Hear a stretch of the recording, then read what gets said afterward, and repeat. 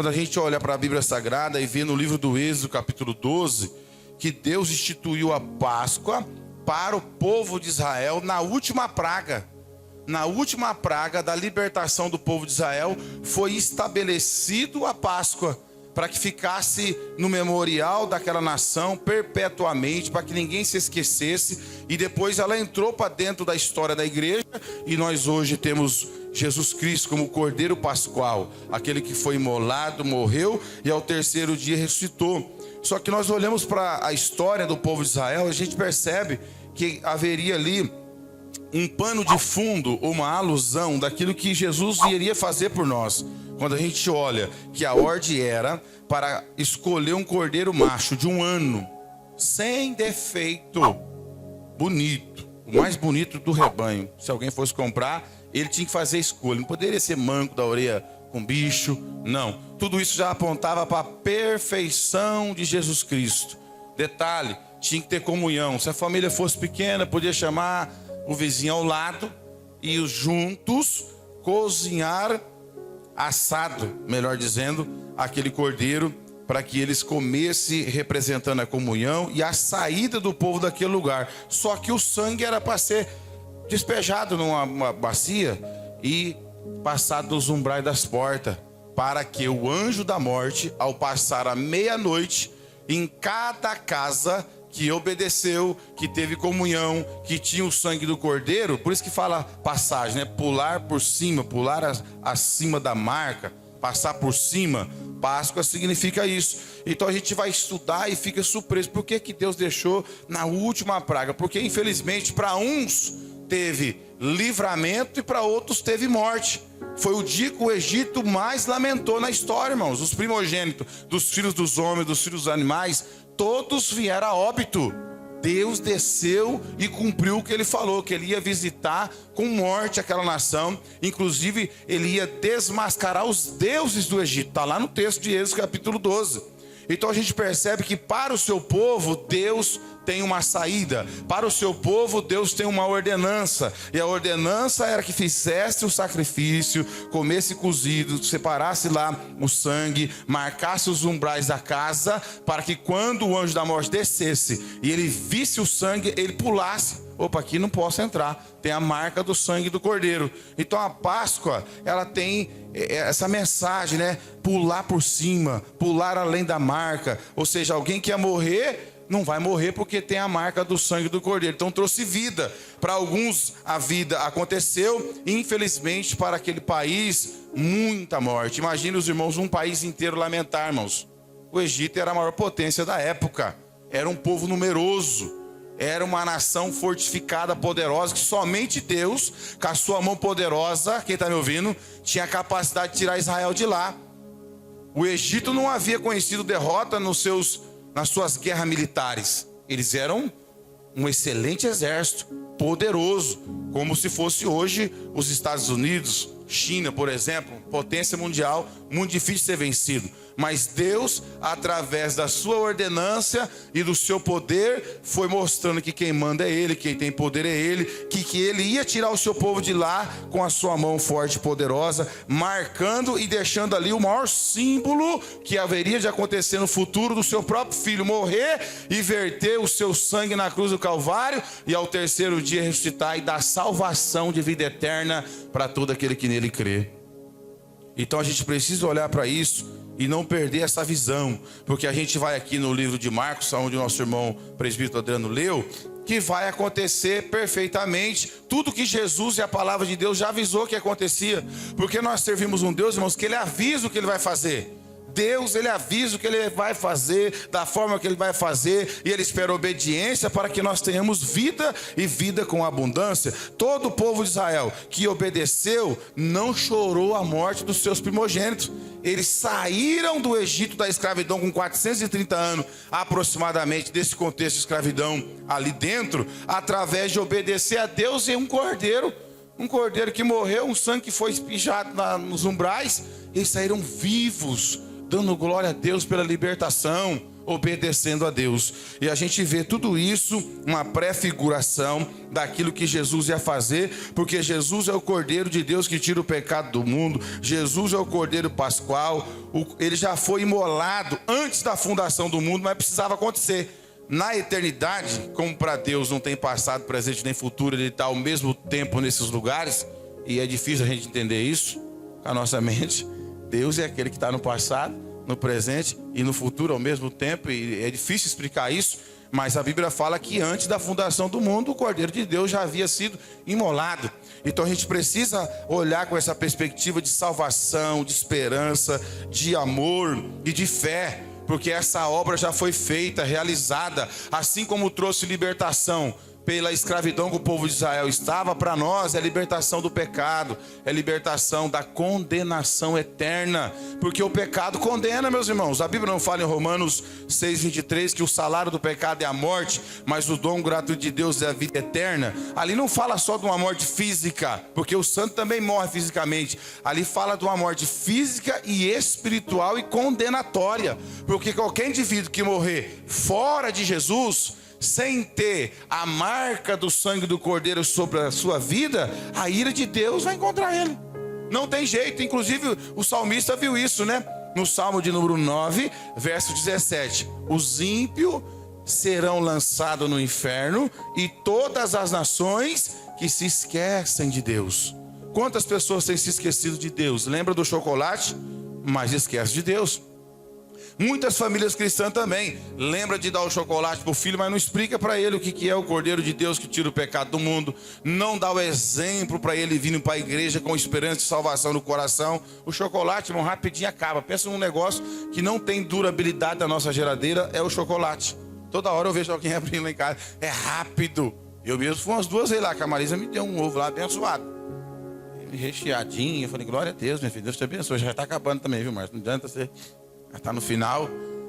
E eu percebo que essas coisas passam muito rápido, mas o que não pode passar é a mensagem da Páscoa, porque teve morte, mas também teve ressurreição, e nós precisamos guardar isso no nosso coração como a maior de todas as esperanças. Irmão, se eu não acreditar que Jesus é a primícia dos mortos e Ele morreu e ressuscitou, não faz sentido eu estar na igreja, porque eu só vou ser ressuscitado, e os irmãos também, porque Cristo também foi. Se ele não tivesse sido ressuscitado, não haveria esperança para nós, porque os demais, como a gente tem hábito de estudar um pouquinho, eles reviveram. Lázaro, a menina de Jairo, o que quebrou o pescoço, Eutico. E eles reviveram e voltaram para a tumba fria. Agora Jesus não. Ao terceiro dia ele ressuscitou e ele está vivo à destra do Pai. O nosso irmão, o diácono Estevão, viu isso aí quando ele foi apedrejado. Ele teve essa visão. E por causa disso a nossa esperança também é a mesma, que a gente vai ressuscitar e vamos estar com ele no mesmo lugar que ele está. É a maior esperança da nossa vida. Agora, se eu não acreditar nisso, a minha fé não vai me conduzir até o final. Porque eu preciso acreditar que esse Jesus nasceu, sofreu, morreu, avisou, sabia como ele ia morrer, mas ao terceiro dia a morte não suportou ele. Ninguém conseguiu segurar ele dentro daquela tumba fria. Ele levantou de lá para se cumprir a justiça de Deus, e até hoje ele vive e reina para todo sempre. É a maior esperança que eu tenho no meu coração. Eu tenho isso no meu coração, convicto lá dentro da minha alma, que Jesus é prova. Hoje, quando alguém tem a oportunidade de viajar para Israel, todo mundo vai lá, não vai? Não é um lugar turístico, mas ao mesmo tempo muito importante para a nossa fé cristã. Vai lá, todo mundo tira, faz questão de tirar uma foto naquela tumba, naquela caverna, que era a forma de sepultar naquele tempo, e você percebe que ela está vazia. E a Páscoa mostra para nós 3 cruzes, não é? Onde Jesus foi morto, lá no Gólgota, mas a cruz está vazia e o sepulcro também está vazio. E ele está no nosso coração, a cada dia trabalhando na nossa vida, cada dia mudando pessoas que querem ser mudadas. Ele é vivo, irmão. Não há um ser tão poderoso como Jesus, que quando você confessa o nome dele, ele aparece. Quando você professa a autoridade dele sobre a sua vida, você vê resultado disso, porque ele é um ser vivo. É por isso que ele falou, eu não vou estar, eu estou convosco, não só ontem nem hoje, mas todos os dias, até... Quem pode afirmar isso? É só quem está vivo.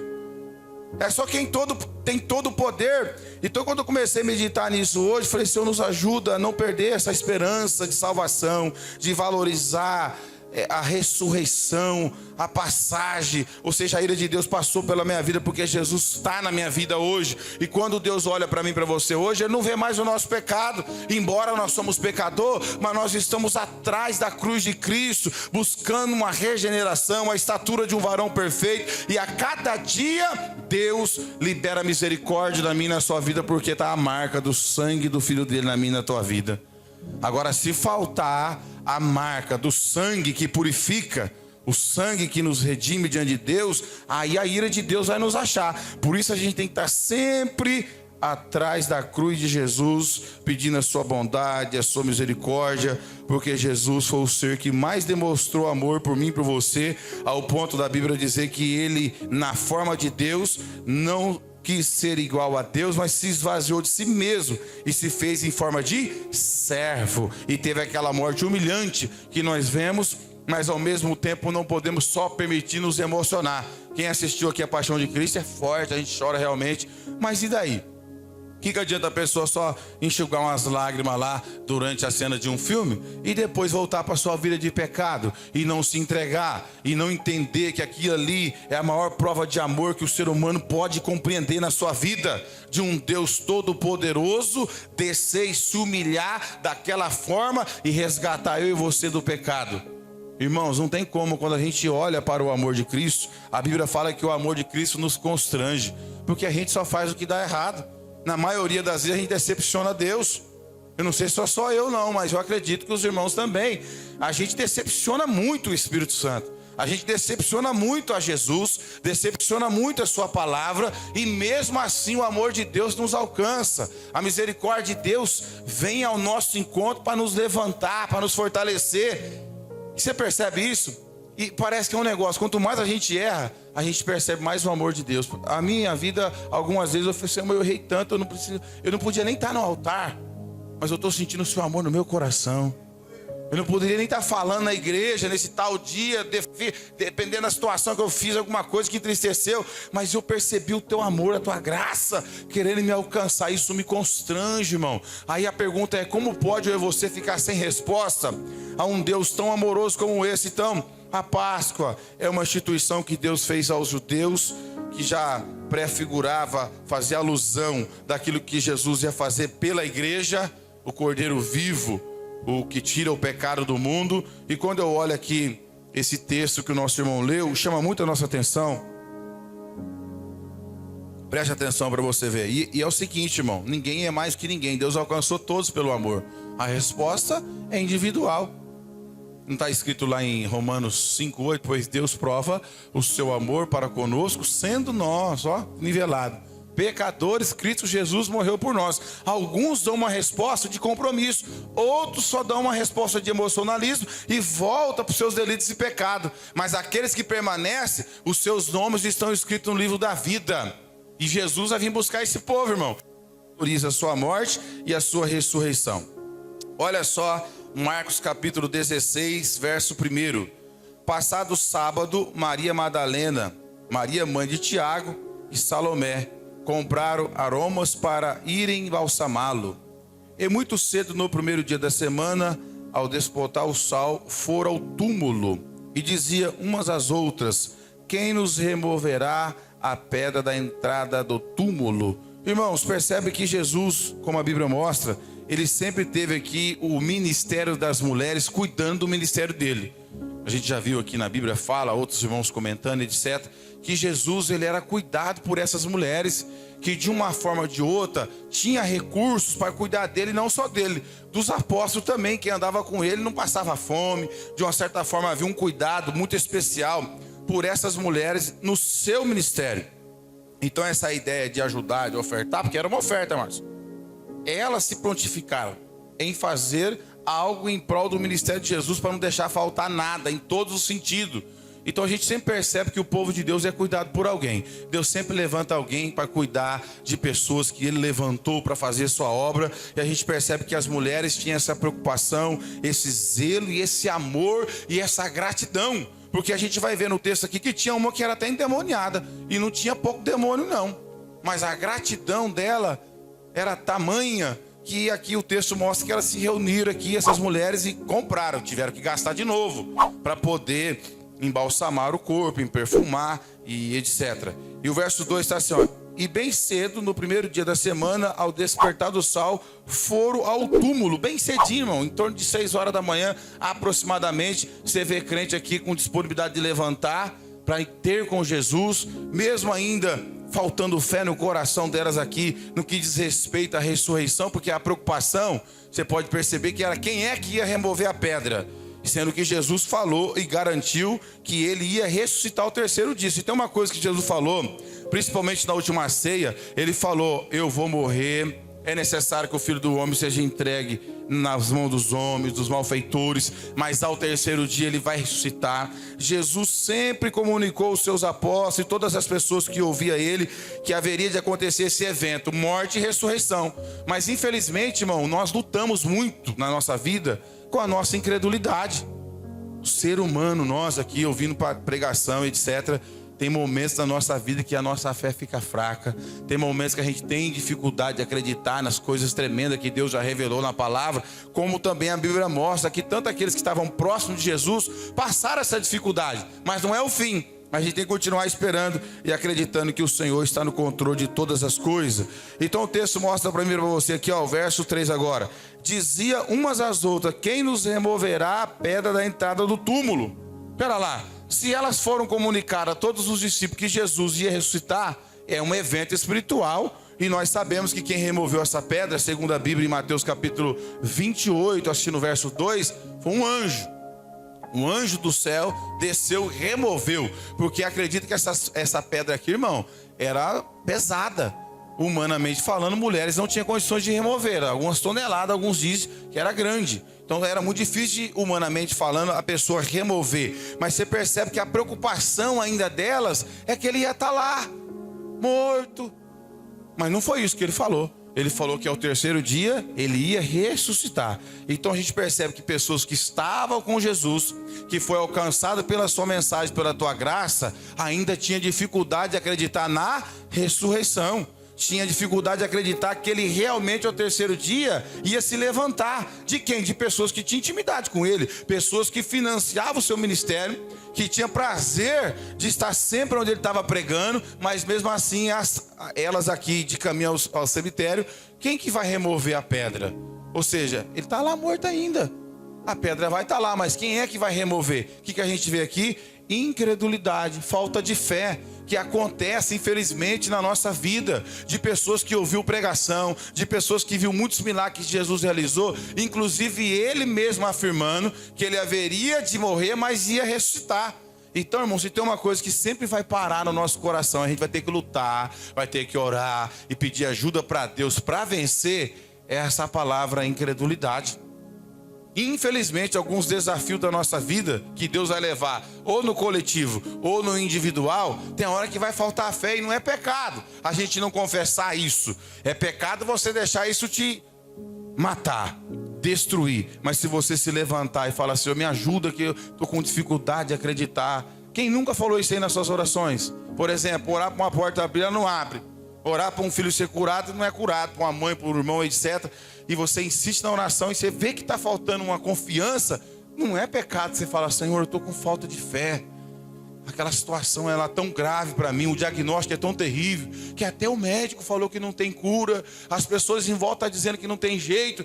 E a minha fé foi abalada. Mas eu peço que o Senhor me ajude na minha falta de fé. E a gente vê isso aqui nesse texto, que essas mulheres estavam esperando encontrar um Jesus ainda morto naquele lugar, mas ele falou que está vivo. Então a gente percebe um contexto de incredulidade. E às vezes, irmão, a gente vai passar isso, e a gente precisa reagir a isso, lutar a isso, pedir ajuda para Deus, sentar para ouvir pregação, porque ouvir pregação alimenta e traz fé, remove da nossa vida a incredulidade.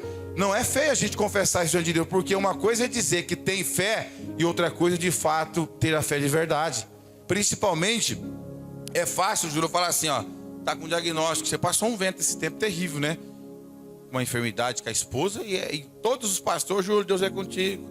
Tem certeza, estou orando por você. Vai nessa tua força. Tenha fé, homem de Deus.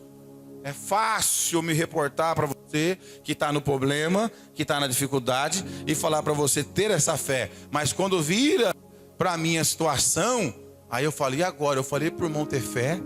Eu falei que Deus é na vida dele, que Deus vai tirar ele daquela situação. Mas agora eu me vejo numa situação até pior que ele, e eu estou vendo que está faltando fé para mim. Então é um negócio que ninguém escapa, irmão. Todos nós vamos viver isso em algum momento da nossa vida. Pessoas que tinham intimidade com Jesus, a intenção era boa, elas já tinham o hábito de estar ouvindo Ele, queria embalsamar o corpo, queria deixar o corpo perfumado, mas o texto está falando que ela estava preocupada com quem ia remover a pedra. Eles não acreditavam que a pedra ainda estava removida já. Por causa do que? Falta de fé e de acreditar naquilo que Jesus falou, que ao terceiro dia Ele não ia estar lá. Você sabe o que eu aplico aqui? Nós precisamos a cada dia confiar naquilo que Jesus falou na sua palavra e acerca da nossa vida, e não deixar que a incredulidade venha nos afastar do propósito que Ele tem. Porque tem muita gente que para porque falta fé. Ah, não vou mais na igreja, não vejo resultado, ninguém muda na minha casa, nem eu mesmo mudo, a porta não se abre, eu não sou curado. Aí a pessoa começa a colocar um monte de obstáculo, porque ela mesma não consegue acreditar. Mas é um problema que todos nós temos que vencer aonde? Chorando, pedindo ajuda para Deus. Senhor, me ajuda. Eu gosto muito daquele texto, eu repito aqui algumas vezes, que aquele menino que o demônio, o pai do menino epilético, lançava ele no fogo e na água. Rapaz, o diabo não conseguiu matar aquele moço desde a infância. Quantos ataques? A Bíblia não fala, porque não vai ter que separar um livro só para isso. Imagine quantos ataques o diabo não tentou executar contra aquela criança. Desde a infância, tentar matar no fogo na água, e o pai em cima, não deixava, e o pai protegia, o pai lutando, o pai lutando. Quando ouviu falar com os apóstolos de autoridade sobre o nome de Jesus, ele fez o quê? O crente inteligente faz isso. Vou levar adiante de quem tem autoridade. Levou o filho e falou a história. Olha, eu não aguento mais. É desde a infância, é no fogo e na água. O diabo quer matar meu filho, ele tem epilepsia. Além de tentar matar afogado e queimado, ele entra em convulsão algumas vezes aqui. O problema é sério. Imagine a vida desse pai. Só que ele se decepcionou com os apóstolos. Ele se decepcionou, teve que voltar para casa ainda com aquele problema. De novo os ataques, porque eu já expulsei demônio muitas vezes da minha própria mãe, eles não dão paz. Um momento que a pessoa dá brecha, eles se manifestam de novo, eles têm prazer de ver a pessoa sofrer. Imagine quantas vezes o pai do menino epilético sofreu. Se decepcionou com os apóstolos, voltou até Jesus e falou: olha, eu contei aos seus apóstolos, eles não puderam me ajudar. Aí talvez ele pensou que a culpa era dele. Júlio, ele falou: eles não puderam me ajudar, mas aí eu fiquei surpreso. Me ajuda na minha falta de fé. Aí eu falei: Senhor, se um homem desse, que não deixou o diabo matar o filho dele, nem no fogo, nem na água, nem na epilepsia, se decepcionou com os apóstolos, foi até Jesus, e ele olhou para ele e falou: me ajuda na minha falta de fé, o que será de mim então? O que será da igreja, que muitas vezes por qualquer batalha já tem parado, mas ele implacavelmente decidiu lutar pelo filho dele e obteve a vitória, e em um dado momento ele reconheceu que faltou fé para ele, e Jesus realizou a obra na vida dele e do seu filho, e ele foi liberto para a glória do nome de Jesus. Então, alguns momentos da nossa vida a gente tem que olhar para a Bíblia, como o nosso irmão Márcio falou do nosso irmão Jó. Jó realmente não negou a Deus com a sua fé. Mas a gente percebe que algumas falas dele era de alguém que fala: pô, essa fé minha aqui é forte, mas se pudesse até não ter nascido, eu não nasceria, porque a prova era muito grande. Então a gente precisa olhar para esse texto e olhar a nossa vida. Quais os momentos que está faltando fé, irmão? Está faltando fé para você que área da tua vida, para ser batizado com o Espírito Santo? Está faltando fé para você abrir o seu próprio negócio? Está faltando fé para você tocar sua vida com mais seriedade diante de Deus? Tem que reagir, porque essas mulheres, elas tiveram essa preocupação. Diz-lhe umas às outras: quem nos removerá a pedra da entrada do túmulo? Verso 4. E olhando viram a pedra, já estava removida, pois era muito grande. Olha lá, já estava removida, porque Jesus, ele não volta com a sua palavra. Ele não ia ficar lá, meus irmãos, depois dos 3 dias morto. Já estava removida, mas era só descobriram isso quando chegaram lá. Mas até chegar lá, no caminho, a preocupação das 3 era quem vai remover. Falta de fé. Então a gente precisa colocar a expectativa no nosso coração. Eu tenho lutado com isso nessa construção da igreja e etc. Eu falo, Senhor, me dá força, me dá fé, que eu possa enxergar além da minha capacidade, que eu possa ver os seus milagres, que a gente possa ter essa perspectiva que esse Deus é poderoso, que Ele prometeu, que Ele nos levantou, que escolheu essa igreja, esses irmãos, esse povo, e nós vamos avançar num tempo difícil, mas a sua mão está estendida sobre a nossa vida. Nós rejeitamos toda a incredulidade, toda a falta de fé e acreditamos no seu poder e na sua graça sobre a nossa vida. Então, quando eu olho para isso aqui, não é para você desistir. Se em algum momento você, pastor, eu estou com uma dificuldade, eu percebo, irmão. Eu vou em algumas casas, tem gente que está faltando fé para orar pelo filho que não aguenta mais, está orando pelo esposo, já não aguenta mais, falta um pouquinho de fé ali. A gente tem que ir lá e colocar esperança no coração da pessoa, dizendo, continua, persista, insista. Lembra da viúva que importunava o juiz iníquo? Ali fala de uma fé extraordinária. Ele não atendia, mas ela continuava lá. Ele não atendia, mas ela continuava lá. Ele era imoral. A Bíblia diz que o juiz era iníquo. Não deu crédito para ela, desprezava ela. Mas ela ia lá e pedia para ele julgar a sua causa. Fala da oração insistente, da perseverança. Deus não fez hoje, vai fazer amanhã. Não respondeu esse ano, vai responder o ano que vem. Não deu certo agora, vai dar certo depois. Eu não posso estacionar e parar e desistir de servir o meu Deus, porque a resposta não veio no tempo que eu quis. Então a gente precisa lutar com isso, irmãos, e ir vencendo a cada dia, a cada mês, sempre na perspectiva que Deus vai fazer e vai realizar alguma coisa. Agora, nós precisamos buscar cada vez mais a presença de Deus através da nossa fé, para Ele nos abençoar. Porque eu vou falar para os irmãos, eu recebi um monte de promessa de homens dentro dessa construção e etc. Só que eu não conseguia acreditar nos homens. Eu já tenho um pouquinho de experiência. E Davi, um dia meio revoltado, ele falou, seja Deus verdadeiro e todo homem mentiroso. Eu acho que ele já tinha experiência na vida para falar aquilo lá, porque ele também foi decepcionado muitas vezes. Então Davi falou, e foi inspirado, porque está escrito na Bíblia, seja Deus verdadeiro e todo homem mentiroso. É verdade. Nenhum homem vai passar por aqui e não vai mentir uma vez e outra, vai. Homem e mulher, no sentido genérico, vai. Só não pode ser filho do diabo, né? Escravo da mentira. E lutar contra a mentira sempre. Mas que infelizmente a gente vai dar uma escorregada, vai. Não deveria, mas escorrega. E quando eu observei esse projeto que Deus colocou no meu coração, Deus usou sempre um e outro. Olha, não ponha a sua confiança no homem. Olha, coloca a sua confiança em Deus. E a gente é ser humano, a gente fica aqui nem beba assim, né? Pra onde a gente vai? Num negócio desse tamanho, sem recurso nenhum, e Deus vai nos ensinando a depender dele de uma forma especial e poderosa, mas não é fácil. É por etapa, cada dia você vai crendo mais. Ele dá uma resposta, você começa a acreditar mais. Aí Deus dá uma segurada, você tem que orar mais para não desanimar. Então, quando eu olho para esse texto aqui, de mulheres que foram alcançadas, que serviam o ministério de Jesus, e elas passaram um momento desse, irmão, porque viram ele morrer. Elas viram ele morrer. Toda Jerusalém sabia o que estava acontecendo. Era impossível alguém entrar dentro de Jerusalém, principalmente quando Jesus foi crucificado, e não souber do que estava acontecendo ali. É algo que marcou aquela cidade. Todo mundo sabia que o filho da Maria e do José morreu. Elas também. Mas agora, quantos criam que ele ressuscitou? Esse é o problema, Marcos. Quantos estavam na perspectiva que ele realmente levantou daquela tumba fria? E eu fui estudar isso aqui hoje e falei, meu Deus, me ajuda. Quantas vezes Jesus falou que ia fazer e falta fé para mim? Ele falou, pode tranquilizar o teu coração, porque tem coisas que é Deus que faz. Remover a pedra é Deus que faz. As mulheres não iam conseguir. Ressuscitar o filho é Deus que faz. Nós só precisamos crer e esperar, porque Jesus não é mentiroso. Jesus nunca mentiu para ninguém, viu, irmão? Jesus nunca mentiu e não há possibilidade dele mentir, porque ele é Deus, é um Deus verdadeiro, poderoso. E a gente continua lendo o texto aqui, ó. E olhando viram que a pedra já havia removida, pois era muito grande. Entrando no túmulo viram um jovem assentado ao lado direito, vestido de branco, e ficaram surpreendidas e atemorizadas. Aqui de vez em quando vem o medo, meus irmãos, porque a atuação espiritual, muitas vezes a gente conhece muito pouco de Deus. Presta atenção, a gente tem a possibilidade de conhecer Deus através da palavra, da oração, de estudos, mas tudo isso é muito pouco da grandeza de Deus. E quando Deus começa a manifestar poder no nosso meio, a gente assusta. Nós, como ser humano, assusta. Por exemplo, eu nunca vi anjo. Uma vez eu tive uma visão de um anjo no monte, o pastor Valdir, mas não ficou muito clara. Ele quis me ajudar, não, porque ele também viu. Ele falou, pastor, fiquei, porque nós não temos essa experiência.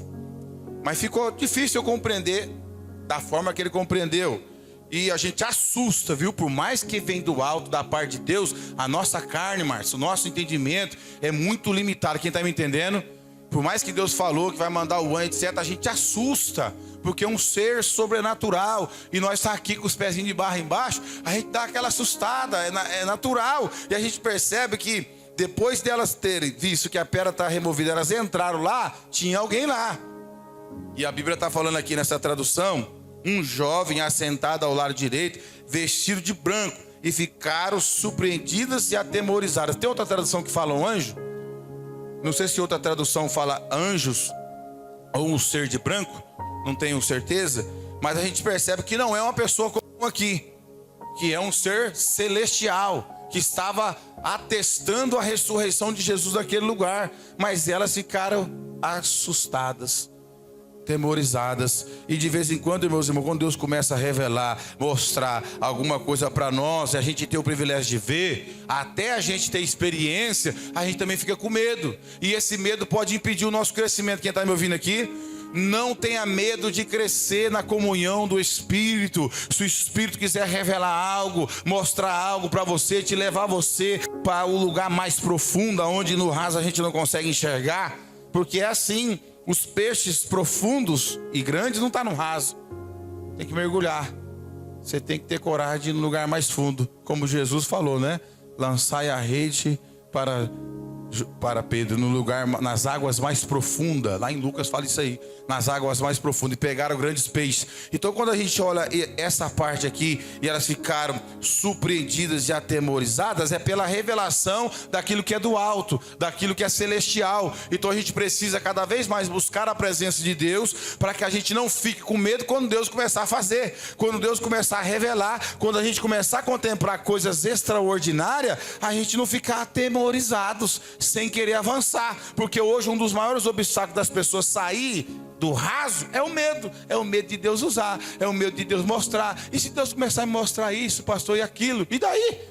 Se Ele está te levando, Ele vai te usar e vai ser para a glória do nome dEle, mas não permita que o medo seja uma barreira. E infelizmente, irmão, tem pessoas que têm medo de receber o Espírito Santo sobre a vida dela. O que o povo vai pensar de mim se eu começar a falar em línguas estranhas, se eu profetizar? O que vai ser das pessoas ao olhar para mim? Eu tenho medo de mudar meu comportamento. Pode ter certeza, o que vem do alto não vai produzir escândalo na nossa vida, vai ser para a glória de Deus. Então a gente precisa conhecer mais a Deus. Quando eu vi isso, falei, meu Deus, estava com Jesus, ajudava no ministério de Jesus, são pessoas que acompanhou as mensagens de Jesus, mas a manifestação do anjo já deixou elas temorizadas. E às vezes é assim na nossa vida, Deus começa a dar sinal, os crentes ficam tudo com medo. E não deve ser assim, irmão. A gente tem que estar com o coração no Pai, Ele sabe o que está fazendo. Então a gente precisa vencer a incredulidade, vencer o medo, mesmo que Deus quiser manifestar através de anjos alguma coisa para a nossa vida, que possamos continuar posicionados e não permitir que o medo nos afaste de Deus, porque a comunhão com Deus vai te levar a você fazer coisas que você nunca fez. O seu entendimento com Deus vai te levar a você realizar coisas que nunca você realizou. Agora, se você permitir ou o diabo ou a sua própria natureza colocar medo em você, você vai estacionar e parar. Vou até aqui, pastor, eu li 2 livrinhos da Bíblia, li um livrinho aí, tá bom. Eu, nunca vi nada, Deus nunca me mostrou nada, nem sonho, nem visão, não tem discernimento, não tem interpretação de sonho, eu não tenho nada. E não é assim. A Bíblia fala que Deus tem o prazer de que o seu povo busque os dons com zelo, coisas celestial, que vai ser revelada para nós. Então a gente não pode ter medo. Vamos aqui, verso número 6. Ele, porém, lhe disse, não vos atemorize, buscai a Jesus o Nazareno, que foi crucificado, ele ressuscitou, não está mais aqui, vede o lugar onde tem posto. Olha só, deu testemunho da ressurreição. Todo mundo sabia. Esse ser celestial que estava ali falou: não está mais aqui aquele que você procura, ele vive para todo sempre, reina. Ele testemunhou, o lugar estava vazio, e aqui está a maior vitória daquele que crê em Jesus. Assim como Jesus ressuscitou, nós também vamos ressuscitar para a glória do Deus eterno. Assim como aquelas mulheres tiveram dificuldade, até hoje tem gente que tem. Isso que dá dó no coração da gente. A gente falou: Jesus morreu, viu? Ressuscitou para salvar os teus pecados. Quando eu vou batizar, eu falo assim: você crê? O candidato. E eu falo com voz alta, olhando para a pessoa, que eu vi alguns batismos. Quem está apresentando aquela situação tem que estar convicto e chamar a atenção do batizante. Quem já foi batizado por mim sabe. Eu pego no braço. Você crê que Jesus Cristo morreu na cruz do Calvário e ao terceiro dia ressuscitou para perdão dos seus pecados e salvação da sua alma? Aí o crente: eu creio. Porque a gente tem que falar da morte e da ressurreição. Mas naquele tempo houve dificuldade para acreditar, irmã Francisca, hoje também tem. E infelizmente nas nossas mensagens, no nosso meio, até crente aí talvez perto da gente ainda tem dúvida que Jesus ressuscitou entre os mortos e está vivo. Que a gente está falando isso há tanto tempo, mas ele não dá um sinal que acredita. Não é uma resposta de Deus que ela acredita. Então é uma luta, irmão. A gente precisa cuidar disso. Não é todo mundo que acredita que ele morreu e ressuscitou. Por isso que o próprio anjo está atestando que ele não está mais aqui. Para quem que ele falou? Para crente da época. Para as pessoas que conheciam Jesus e muito. Tinham uma intimidade, um grau de intimidade com ele. Mas esse negócio de ressurreição não é fácil acreditar. Por isso que a gente precisa do Espírito Santo, da palavra de Deus, para a gente continuar acreditando. Porque se naquele tempo teve dificuldade, hoje também não é diferente. Ele falou isso para eles, ó. Eu gostei do texto. Ele, porém, lhe disse: não vos atemorizeis, buscais a Jesus o Nazareno, que foi crucificado. Ele ressuscitou, não está mais aqui. Vede o lugar onde tinha um posto. Ele ainda vai lá e testemunha. Veja lá, minha filha, tem ninguém aqui mais. Ele vive, ele não está mais aqui. Precisou de um anjo pregar. Aqui na minha visão parece estar tendo uma mensagem aqui, mas o anjo está pregando. Ele está mostrando o que está acontecendo para pessoas que já havia sido orientadas do que ia acontecer. Porque, irmão, Jesus não deixou ninguém de surpresa da situação, não. Toda vez que ele sentava, ele ensinava, ele falava como ele ia morrer. Você já viu alguém nascer e falar como ia morrer? Eu nunca escutei falar isso. Nascer e falar: vou morrer assim, assim, assim, e os lugares, vou ser levado ali. Jesus é o único ser que nasceu sabendo como, quando ia morrer, irmão. Que coisa extraordinária. Só Deus pode fazer um negócio desse. Mas mesmo assim a gente vê a dificuldade do ser humano. Por isso a gente precisa depender de Jesus a cada dia. Quem está me ouvindo? Depender dele, se aproximar dele, para conhecer mais ele. Porque talvez a gente só conhece de ouvir falar. Talvez a gente só conhece de falar dele, mas e na intimidade dele? No poder que ele tem, porque todas essas coisas ele falou que ia acontecer, mas na hora do povo acreditar que estava ao seu lado, faltou fé para elas.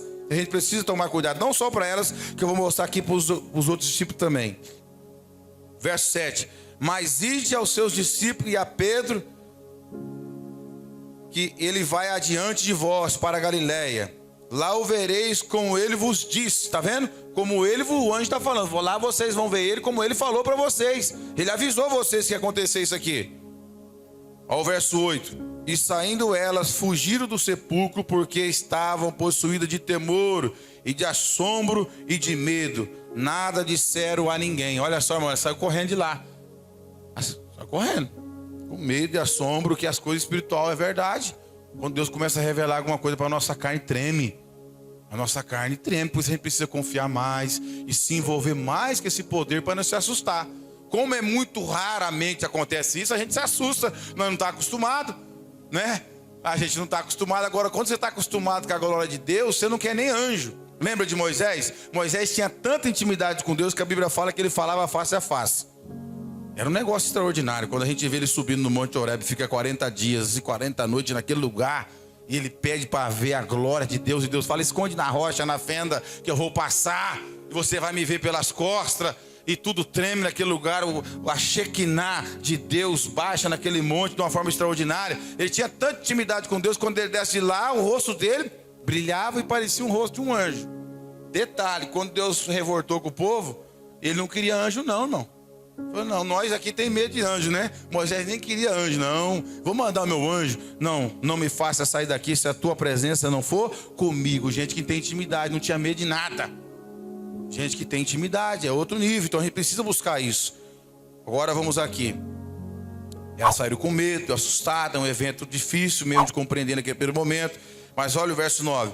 Havendo ele ressuscitado de manhã cedo, no primeiro dia da semana, apareceu primeiro a Maria Madalena, da qual expelia 7 demônios. Irmão, que privilégio, a endemoniada, desprezada, com certeza não era uma pessoa muito querida. Não era. Alguns até associam ela como uma prostituta, não sei se dá para sustentar isso na Bíblia, há controvérsia, mas andar com 7 demônios não é brincadeira não. Um é ruim já. A gente vê o que ele faz na vida das pessoas. Imagine com 7. Agora veja a grandeza do amor de Deus. Ele se revelou, Jesus se revelou em primeiro lugar por alguém que talvez não tinha muito valor, desprezado, etc. Como é que as coisas de Deus são loucas, irmã? Poderia ser para as pessoas mais importantes daquela sociedade. Ele se revelou primeiro para quem? Para ela, Maria Madalena. A Gisele riu ali, depois você me explica essa risada aí. Então veja bem. Olha só. Eu achei interessante isso aqui, ó. Havendo ele ressuscitado de manhã cedo, no primeiro dia da semana, apareceu primeiro, a Bíblia está falando primeiro, a Madalena, da qual expira 7 demônios. E partindo ela, foi anunciá-la àqueles que tinham sido companheiros de Jesus, olha lá, ó. E se achavam tristes e choravam. Aí ela foi anunciar para os companheiros, para os apóstolos, amigos, etc. Principalmente para os discípulos. Que se achavam de que jeito? Triste e choravam. Olha o verso 11 aí para ver se era só elas que tinham falta de fé. Estes ouvindo que ela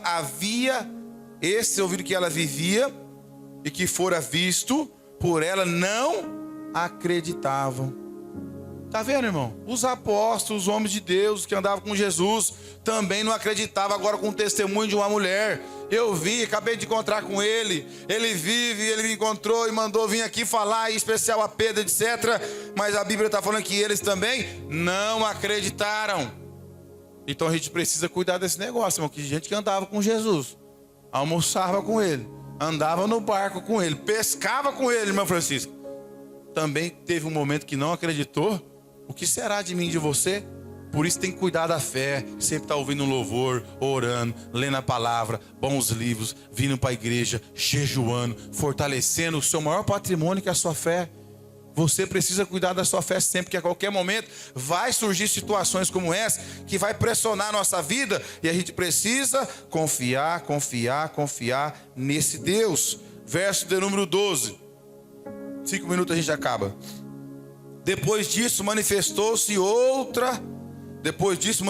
em outra forma a 2 deles que estavam de caminho para o campo. E indo eles anunciar aos demais, mas também a esses 2 eles não deram crédito. De novo, Jesus foi se revelando automaticamente para um grupo de mulheres, depois para os seus apóstolos, depois para esses 2, depois para os apóstolos. Ele foi se revelando, tudo que ele falou que ele ia fazer, ele fez. Mas veja aí se você encontra alguém, ou o texto afirmando que eles esperavam isso. Não, eles estavam com falta de fé, incredulidade, etc. E até Jesus voltar, irmão, vai ter muita situação que a gente vai ver, como por exemplo, um monte de crente questiona, né? Essa permissão de violência contra a criança, guerra, pestes, rumores, enfermidades. A gente tem que estar pautado na palavra, porque essas coisas vão pressionar a nossa fé. Tem um porquê, né? O porquê não cabe para mim e para você, é só ver o que a Bíblia fala. O porquê, que eu tenho certeza, como eu ouvi lá. Ô pastor, por que Deus não mandou um anjo, rapaz? Não ficou de frente da escola lá para cortar a cabeça do cara que entrou lá? E ver um monte de porquê. A gente tem que olhar que a malignidade humana não tem limite, irmãos. Não é de hoje que tem guerra, não é de hoje que tem violência, não é de hoje que tem assassinato. E Deus está no controle de todas as coisas. Algumas vezes que Ele quiser intervir, intervere. Outras vezes Ele vai responsabilizar o livre-arbítrio do ser humano. Porque se alguém quiser entrar agora aqui na igreja armado, matar o pastor da igreja e uma meia dúzia de crente aqui, e se Deus não quiser interferir, vai matar. Não, tem relato disso. Na Nigéria, lá os crentes estão cultuando, os caras entram de fuzil, de metralhadora e mata mãe, pai, criança e vai embora. E muitas das vezes não vai nem preso. É só você entrar na internet e digitar lá, Boko Haram. É um grupo de Islã extremista, horroroso, que sequestra as mulheres nas escolas, crianças e leva embora. E Deus muitas vezes permite. Mas aí, se você não tiver posicionado a palavra, você vai falar, não vou acreditar mais. Eu não quero saber mais desse Deus. Então a gente precisa cada dia mais ficar com o nosso coração voltado na palavra, sabendo que Jesus morreu e ao terceiro dia ele ressuscitou. Ele é o nosso Cordeiro Pascual. Nós temos a marca do sangue do Cordeiro sobre a nossa vida. E assim como Deus poupou o povo de Israel no Egito, vai poupar a minha vida e a sua vida da condenação do inferno. Porque todos que não tiver Jesus vai ser lançado. A Bíblia fala lá no Apocalipse: o inferno e a morte serão lançados no lago de fogo. O inferno e a morte. Quem? Aqueles que não tiveram Jesus como Cordeiro Pascual. Aqueles que não tiveram Jesus como Cordeiro que tira o pecado do mundo. Eles infelizmente vão ter essa condenação. Mas a igreja, mas o povo de Deus que espera Jesus e entendeu o que ele fez na cruz, sabe que ele morreu, ressuscitou. E eu e você, caso Jesus venha, nós não vamos nem morrer, porque haverá um grupo que não vai morrer. Na hora do arrebatamento, a Bíblia fala, os que estiverem mortos ressuscitarão primeiro. Depois nós que estivermos vivos, seremos transformados. Existe um grupo que não vai morrer, vai ser transformado. Então que nós possamos ter essa esperança no nosso coração. Sair daqui agradecendo a Deus que nós temos essa fé. E nunca brincar com a nossa incredulidade. Se está faltando, chore. Senhor, eu não quero ser uma pessoa que não acredita na sua ressurreição. Não quero ter medo do espiritual que o Senhor tem para a minha vida. Porque às vezes Deus está chamando pessoas aqui, irmão, para sair do anonimato faz tempo. Deus está te chamando para você ser mais ousado faz tempo. Deus está te chamando para te usar numa área, na igreja, na sua vida. Mas você fica com medo de abrir o portão. Você não abre o portãozinho da sua fé, da sua comunhão. Fica limitado naquilo ali. Se Deus está te convidando, vá, não tenha medo. Pode ter certeza que você vai ser um canal de bênção e Ele vai te ensinar a cada vez mais confiar no que Ele quer fazer na tua vida. Agora, por causa do medo, muita gente volta para trás. Além de ouvir a voz do Pai, fecha o portão e volta a dormir. Não vou orar, não vou ler, não vou jejuar. Eu não vou nem na igreja. E Deus talvez quer levantar você como uma pessoa especial na sua casa, na igreja. E você fica com esse medo. O que meu marido vai pensar de mim? O que os meus filhos vão pensar de mim? O que o pastor vai pensar? Porque tem pessoas que eu vejo manifestação de dom e falo, pastor, eu tive um sonho. Me ajuda a interpretar o sonho, eu tive uma visão. Eu já fui aqui na igreja várias vezes indagado. Falei, continua orando para algumas pessoas. Deus quer te usar, Deus está te chamando para esse relacionamento sério. Talvez Ele quer colocar sobre a sua confiança esse dom para a edificação da igreja. O que a pessoa precisa fazer? Continuar andando sem medo. Para Deus remover o medo e você e eu crescer para a glória de Jesus. Amém? Que Deus abençoe os irmãos, que essa palavra fique ao vosso coração e que Jesus possa reinar na minha e na tua vida, hoje e sempre. Amém? Ficamos em pé. Eu desejo a todos uma noite maravilhosa.